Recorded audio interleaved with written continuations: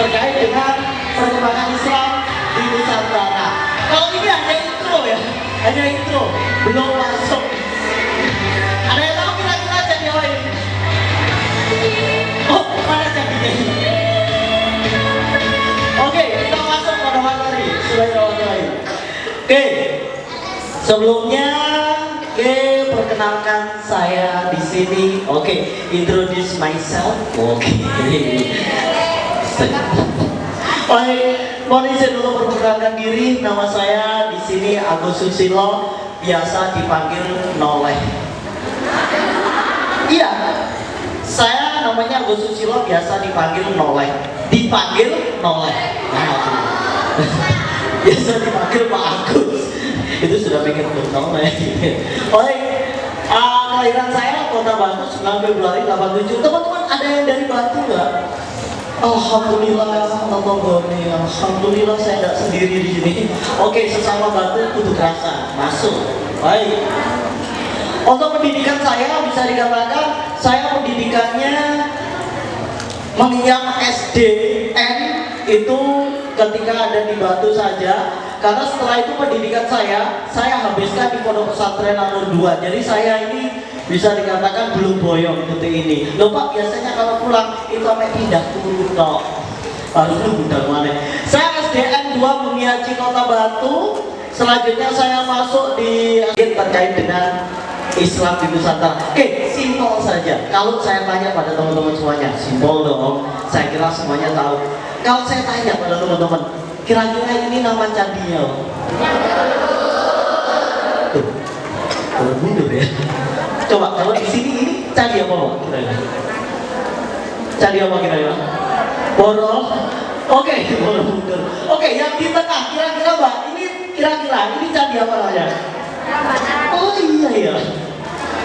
Semuanya menganggap ini Borobudur. Ya benar sih memang Borobudur memang. Cuma teman-teman perlu ketahui bahwasanya candi yang ada di depan teman-teman semuanya itu punya nama asli. Yakni adalah Sabara Budura namanya.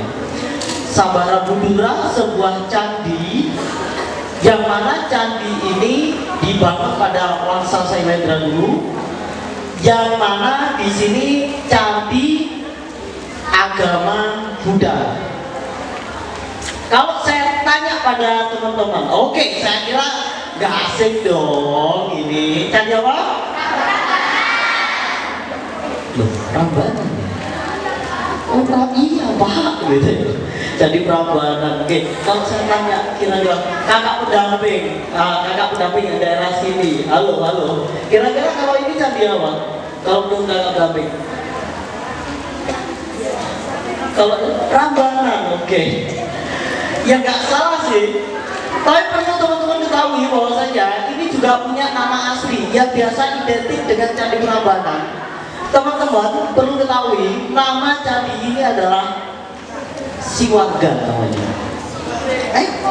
Dari bahasa Sanskerta kuno, yang mana di sini adalah candi yang diperuntukkan untuk Dewa Siwa. Itu. Nah, bukan film kartun itu. Jangan panggil aku kecil anak paman. Ini jangan panggil aku paman anak kecil. Jangan panggil aku kecil anak paman. Bukan kan? Itu Pak Noleh. Baik, selanjutnya. Oke, saya yakin teman-teman pasti asing di sini. Karena tidak semua tahu candi ini. Tapi ini juga sebuah candi terbesar yang ada di daerah Jawa Tengah, di daerah Dieng Wonosobo. Yang mana di sini adalah candi Hindu. Ada yang tahu candi apa? Borobudur. Iya, Borobudur cuma anak cabang. Anak Borobudur model gini ya apa? Ini namanya adalah Candi Bima namanya. Nah, maka yang jadi pertanyaan, Pak, hubungannya di sini dengan materi yang kita bicarakan pada siang hari ini apa? Nah, di sini teman-teman semuanya. Oke, kalau saya tanya pada teman-teman semuanya, negara mana dengan penduduk agama Islam terbanyak? Arab Saudi, ada yang lain? Ada Indonesia, ada yang lain? Cina, Cina, Cici, Aiwo, Aini, Cenpei. Oke. Ada yang lain? Irak, Korea. Masya Allah. Korea. Kamu tahu? Sejauh sudah umrah loh kemarin. Anda tuh kamu Cicanguk terus kasih Pindo pesawat mogok di sana. Malaysia bagus, benar, oke. Tapi kamu tahu bahwasanya penduduk atau negeri dengan penduduk Islam terbanyak itu bukan dari teman-teman yang sebutkan tadi Arab Saudi. Loh Pak, Arab Saudi dong, di sana kan ada Masjidil Aqsa, ada Masjidil Haram, ada Ka'bah sebagai pusat dari kiblat. Bukan. Pak, Malaysia bukan. Tapi yang benar, penduduk Islam terbanyak di dunia itu adalah Indonesia. Ngapain? Ngapain? Itu adalah Indonesia. Padahal logikanya, teman-teman mungkin pernah SDMI dulu. Di sini belajar terkait dengan IPS sejarah. Kalau saya tanya pada teman-teman, agama yang pernah berkembang di Indonesia atau Nusantara sebelum Islam itu agama apa teman-teman? Hindu, Buddha. Hindu, Buddha. Dari dulu kan kita berpikir Hindu, Buddha, Hindu, Buddha, Hindu, Buddha. Karena teman-teman sudah masa SMP, sedikit saya jelaskan. Meskipun ini harusnya adalah materinya kakak kelas kalian kelas 9 ini. Sedikit saya jelaskan. Nanti kelas 9, hati-hati, ini adalah materi wajibnya. Nggak paham, nggak lulus. Nilai jelek, nggak lulus. Wah ini. Teman-teman, saya kenalkan pada teman-teman semuanya. Agama yang pernah berkembang dan kepercayaan masyarakat yang pernah berkembang, paling tidak di sini ada 6. Kalau teman-teman tadi katakan Hindu, benar. Buddha, benar. Memang nggak salah. Tapi perlu diketahui oleh teman-teman bahwasanya ada beberapa kepercayaan masyarakat di sini. Ada namanya Kapitayan, agak asing di telinga kita. Kapitayan. Ini adalah sebuah kepercayaan masyarakat, terutama pada masyarakat Jawa Timur dan Jawa Tengah. Nah, selanjutnya di situ ada namanya kepercayaan Sundawiwitan. Ini kalau kita geser dari Jawa Tengah ke arah barat, itu masyarakat Jawa Barat dulu. Itu Sundawiwitan. Selanjutnya ada Kaharingan Pemena. Itu ada di Kalimantan di situ. Nah, kalau teman-teman tadi bilang, Pak, Hindu Buddha itu gimana Pak? Lah memang benar. Masyarakat dulu memang agamanya paling banyak Hindu Buddha. Cuma Hindu Buddha ini hanya untuk masyarakat kalangan tengah ke atas. Jadi para raja-raja, keraton dulu, keluarga raja itu memang penganutnya adalah agama Hindu Buddha. Lah, yang jadi pertanyaan sekarang, kok bisa sebuah negeri, lah gitu ya, sebuah negeri yang dulu pertamanya adalah agama Hindu Buddha terbesar menjadi agama atau menjadi negeri dengan penduduk Islam terbesar. Lah, logikanya dari mana kan gitu? Nah, Hindu Buddha itu kan agama terbesar, meskipun di situ ada Kaharingan, Kapitayan dan lain-lain. Menjadi negeri Islam, menjadi negeri dengan mayoritas penduduknya Islam, itu kok bisa sih Pak? Nah itu. Nah di sini. Nah paling tidak kita harus paham terkait ini teman-teman. Nah, oke. Sedikit saya jelaskan ya. Oke. Dalam sejarah menyatakan Islam masuk di Indonesia itu mulai abad ke-9. Kalau saya tanya, Pak, abad ke-9 itu tahun berapa? Sekarang saya tanya matematika, satu abad berapa tahun teman-teman? Kebanyakan. 1 abad 100. Kalau 9 abad, kalau bahasa sejarah itu dibalik. Kalau dalam istilah sejarah itu tidak ada yang namanya tahun 900, tapi dipastikan istilahnya memakai istilah abad ke-9. Berarti itu sudah menunjukkan tahun 900. Islam masuk di Indonesia itu abad ke-9 atau tahun 900 Masehi. Selanjutnya dapat berkembang dengan pesat itu pada abad 17 atau 1700 Masehi. Berarti perlu berapa abad untuk menyebarkan di Indonesia? 10, 11, 12, 13, 14, 15, 16, 17, 8 abad. Kalau saya tanya pada teman-teman, kalau di situ butuh 8 abad, berarti butuh berapa tahun, teman-teman?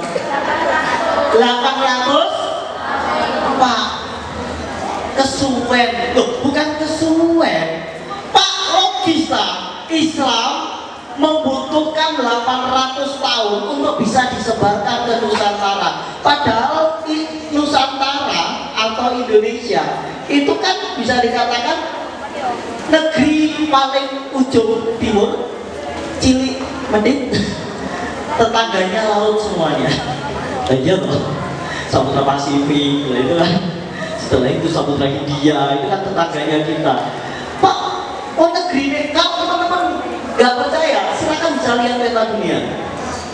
Indonesia, kalau kita bedakan atau kita bandingkan dengan Rusia, itu lebih besaran Indonesia apa Rusia? Rusia. Serius ini. Indonesia dengan peta wilayah Cina itu lebih luasan Indonesia apa Cina? Cina, luas banget itu Cina.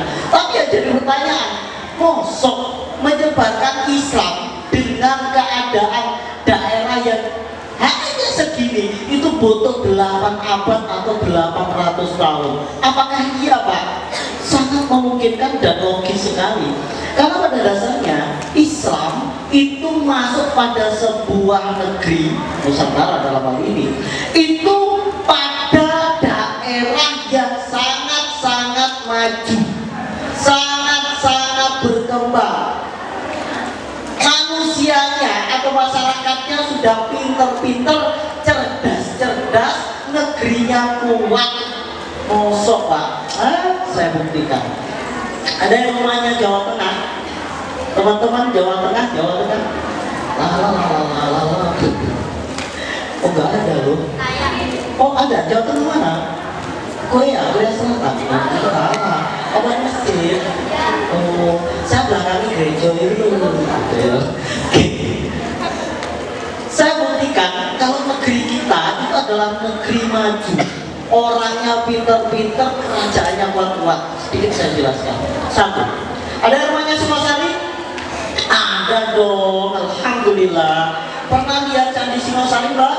Oh, dekat rumah banget dong. Sedikit saya jelaskan di sini. Dulu ada satu daerah namanya adalah Kerajaan Mataram yang ada pada saat itu di Jawa Tengah. Ada 2 gunung pada saat itu meletus menuju ke utaranya Malang, membentuk sebuah kerajaan namanya Kerajaan Tumapen.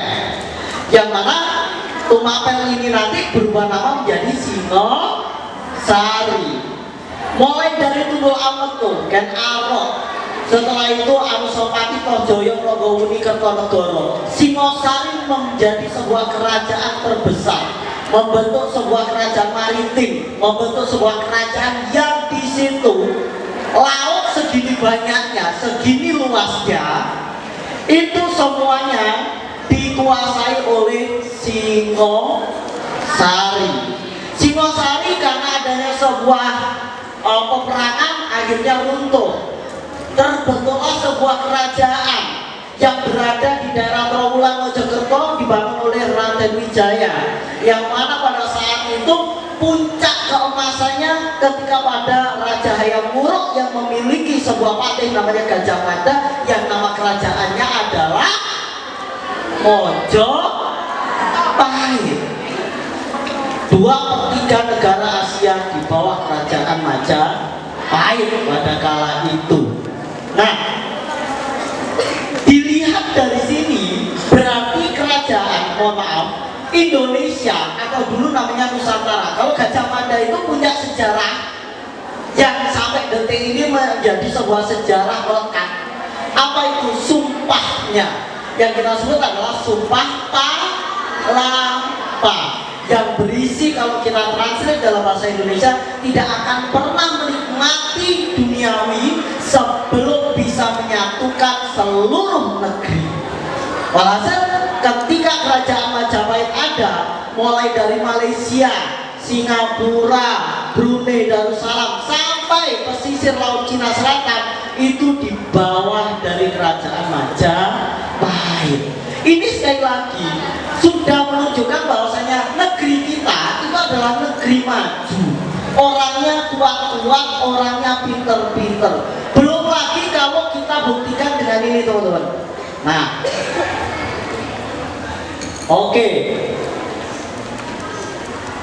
Ada yang tahu kira-kira ini alat musik apa? Ada yang tahu?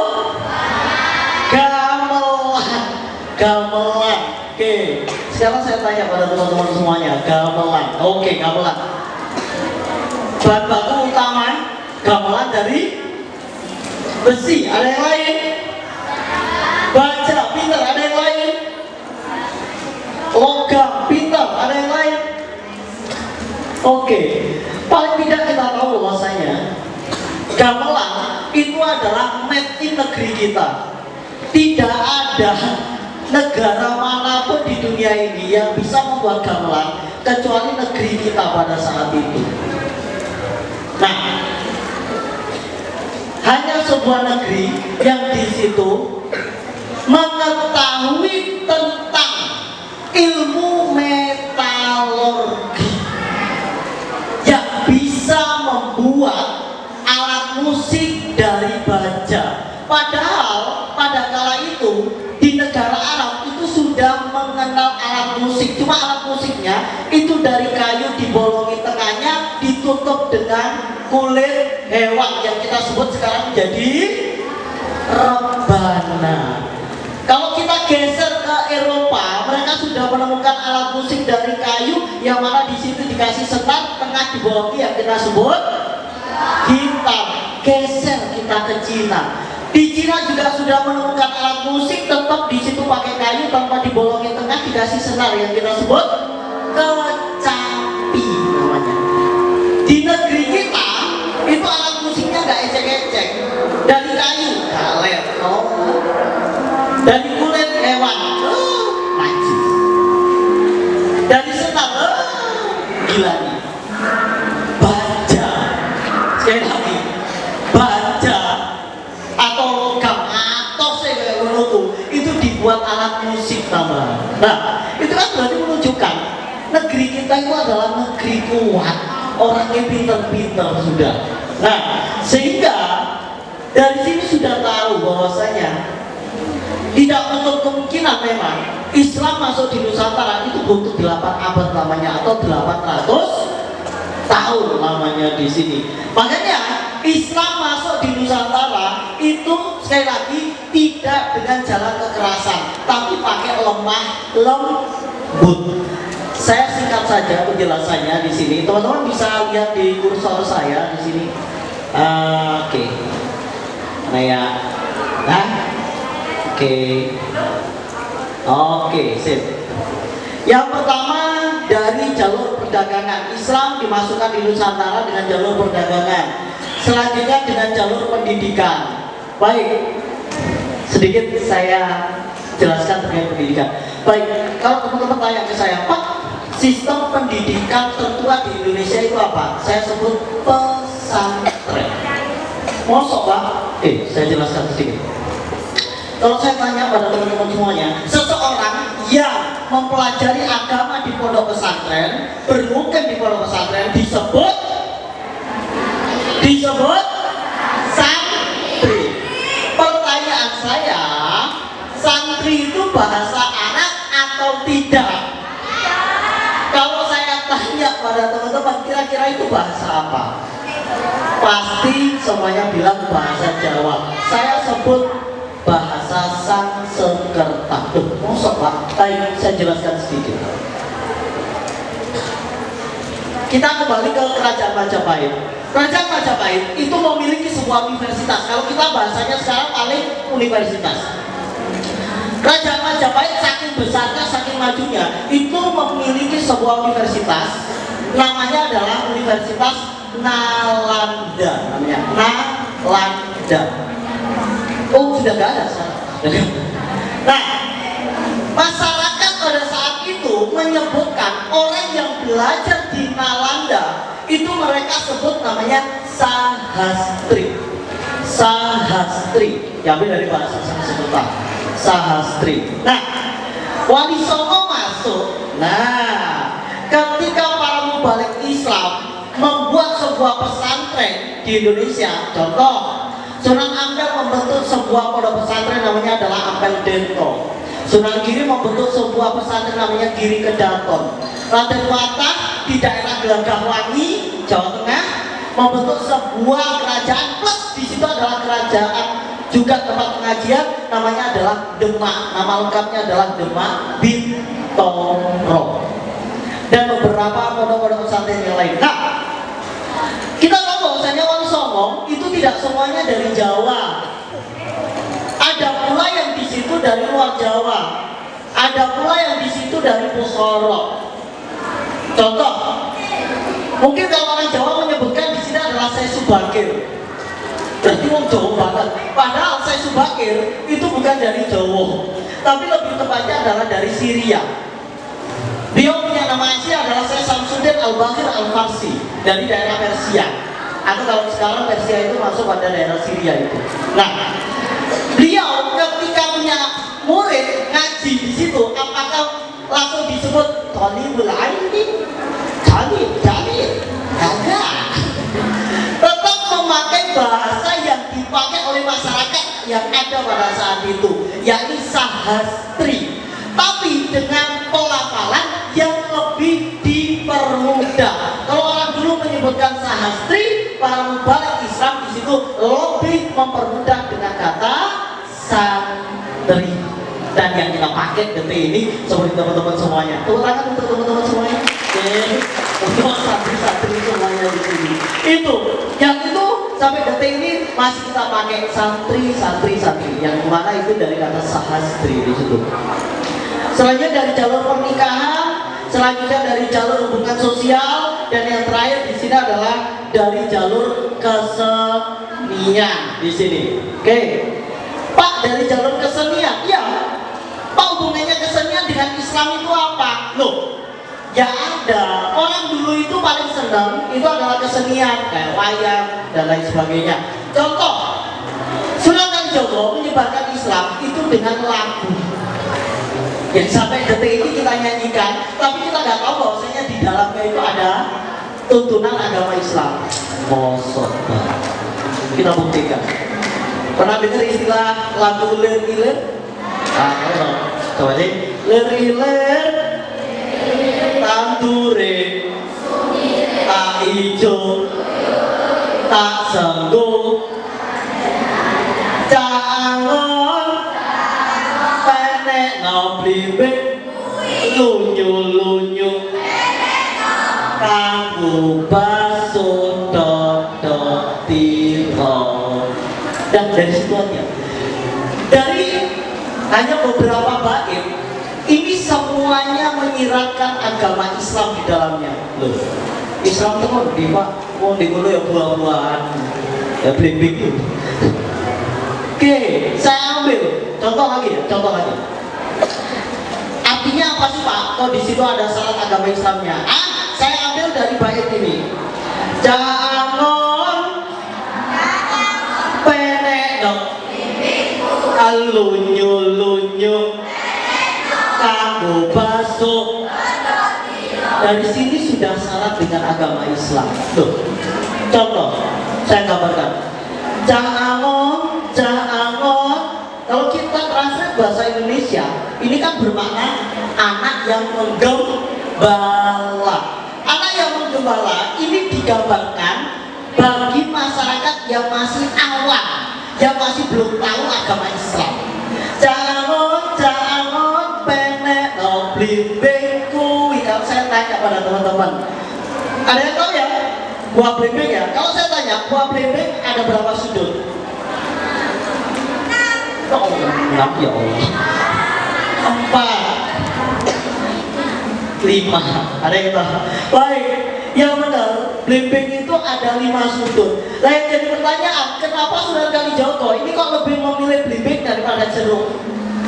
Padahal kan enak, penek no apel kui, enak gitu. Tapi kok malah blimbing? Ini menyiratkan bahwasanya orang yang awam tadi, penek no blimbing kui, raihlah agama Islam. Nah jadi pertanyaan, Pak, blimbing dengan agama Islam itu hubungannya apa? Kita tahu rukun Islam ada 1, 2, 3, 4, 5.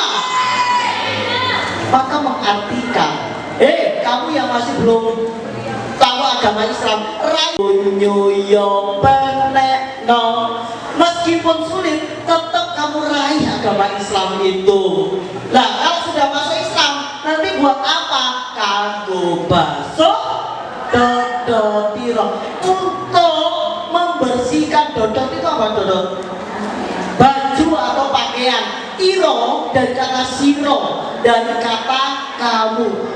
Kamu masuk Islam untuk membersihkan segala dosa-dosamu, kesalahanmu sebelum masuk agama Islam. Sehingga pada saat itu banyak masyarakat kita di Nusantara itu masuk Islam bukan karena terpaksa, tapi karena kerelaan diri sendiri. Jadi gitu. Nah ini kesenian. Contoh lagi, satu kesenian lagi. Oke.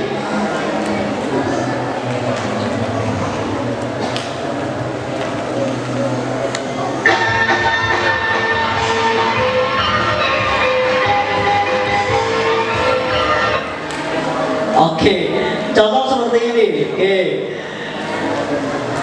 Oke. Saya langsung ambil di tengah aja ya.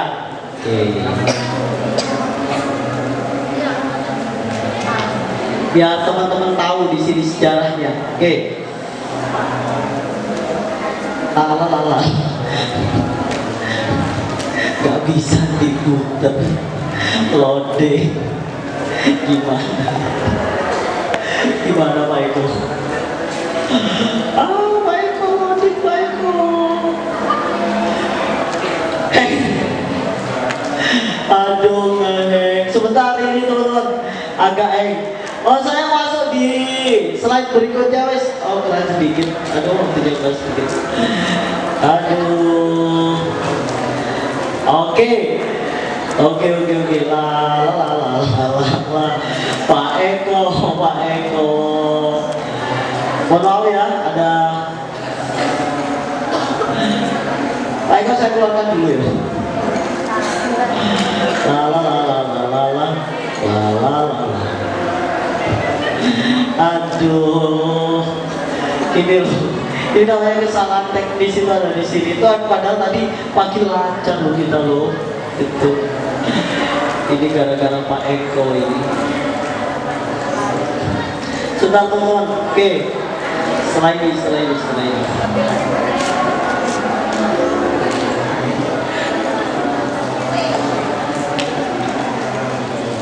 Oke, saya masuk pada slide terakhir aja ini.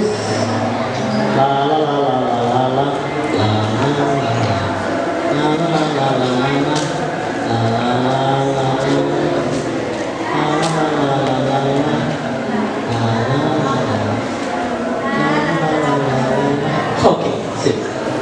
Baik. Ini slide terakhir. Saya jelaskan dulu. Tadi masih kita bicara masalah adalah penyebaran Islam dengan jalur kesenian. Oke. Yang akan saya tampilkan di sini bukan saya di sini menakut-nakuti kalian, tapi kita luruskan sejarah. Ada satu kesenian yang kita artikan itu tidak sama dengan tujuan dibuatnya kesenian ini. Baik, jadi gini, kalau saya tanya pada teman-teman, doa sebelum tidur adalah Bismillahirrahmanirrahim ya. Kalau teman-teman dari kakak pendamping mungkin punya aurat santri, di situ pasti tidak asing dengan doa Bismillahi layadhuru masmi syai'un kulari walau misaki wa wasami'ul alim, yang biasanya di situ dibaca ketika menjelang malam. Raden Said itu pernah, atau Sunan Kalijogo dalam hal ini, itu pernah mau mengajarkan ke masyarakat Jawa terutama. Di situ dengan doa Bismillahirrahmanirrahim. Tapi yang kita tahu, masyarakat Jawa kan kenalnya hanya Bono Soroko, bukan alif ba. Sulit dulu mengajarkan di situ. Nah, sehingga membuatlah Sunan Kalijogo itu sebuah lagu tembang yang disebut Lengsir Wangi. Dan yang sampai detik ini kita percaya Lengsir Wangi itu untuk undang Mbak Kunti. Padahal gak ada hubungannya sama Mbak Kunti sama sekali. Baik, setelah ini akan saya putarkan tembang Lengsir Wangi, dan nanti kita artikan. Nanti akan saya artikan secara bahasa Indonesianya, karena kan ini pakai bahasa Jawa. Oke, bisa didengarkan dulu di sini.